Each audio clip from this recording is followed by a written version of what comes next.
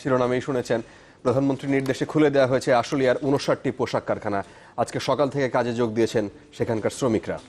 ঢাকা জেলা police super Shah Mizan Shafiur Rahman সাংবাদিকদের বলেছেন, ছাঁটাই হওয়া শ্রমিকরা যাতে নতুন করে অসন্তোষ সৃষ্টি করতে না পারেন সে বিষয়ে পুলিশ সতর্ক রয়েছে। আর মালিক পক্ষ বলছে যে কারখানা বন্ধ থাকায় বাড়ি চলে গেছেন যেসব শ্রমিক, তারা ফিরে এলে তারা আশা করছেন যে পুরোদমে কাজ শুরু হবে।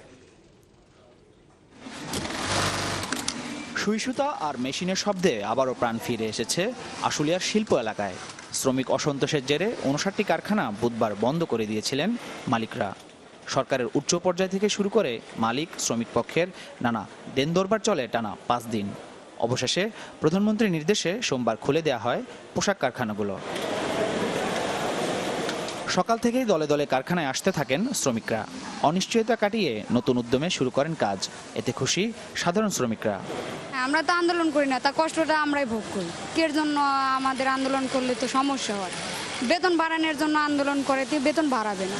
আমরা আজকে 5 দিন পর কাজে যোগ দিচ্ছি, ভালোই লাগতেছে, কিন্তু মেন আমাদের যে সমস্যাটা তো সমাধান হয় না। কর্মক্ষেত্রে আসছি, কিন্তু একটা কথা যে টাকা বেতন আমাদের সংসার একটু চলতে খুব কষ্ট হয়। কাজের পরিবেশ ফিরে আসায় সন্তুষ্ট কর্তৃপক্ষ। কয়েকদিন কারখানা বন্ধ থাকায় বাড়ি চলে যাওয়া শ্রমিকরা ফিরে এলেই পুরোদমে কাজ শুরু হবে বলে জানান তারা। আজকে থেকে আবার নতুন করে কাজ শুরু হয়েছে, এখন আমরা এগুলো অ্যাসেসমেন্ট করবো আর কি, যে কদিনে কতটুকু পিছিয়ে গেলাম। এই পিছিয়ে যাওয়ার উপরে ডিপেন্ড করতেছে যে আমরা কি পরিমাণ লস করতেছি।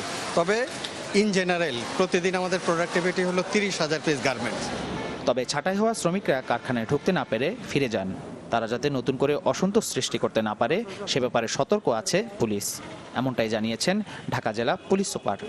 গতকাল কি বিজিএমই কর্তৃপক্ষ সিদ্ধান্ত নেয় যে কারখানা খুলে দেবে এবং আমাদেরকে যোগাযোগ করে যে আমরা কারখানা খুললে কোনো অসুবিধা হবে কিনা। আমরা বলি না, অসুবিধা নেই, কারণ সাধারণ শ্রমিকরা কাজ করতে চাই।